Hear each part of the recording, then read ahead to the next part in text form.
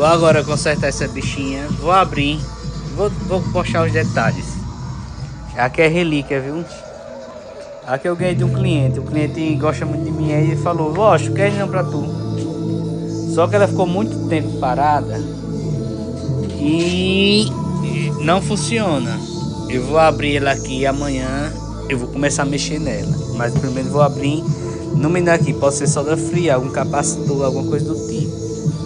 Mas eu vou dar uma geral nessa filha da mãe. Que aqui dá para me colocar o Xbox e dá para colocar o conversor digital para funcionar. Aqui em Aracaju não existe mais televisão de tubo. Existe. Mas para funcionar tem que ter o conversor digital.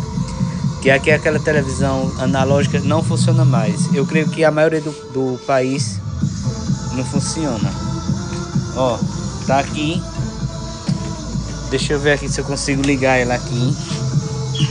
Espera aí, só um momento. Vou colocar aqui na tomada. Comprei as cuequinhas novas, né? Lógico. Aqui, ó. Não tá funcionando, hein? Logo quando eu liguei ela, no início quando eu trouxe, ela tava acendendo uma luzinha verde aqui. Mas nem isso tá mais. Vou abrir, vou dar uma olhada se é solda fria ou se é algum capacitor, alguma coisa do tipo. E depois eu mostro o resultado pra vocês aí.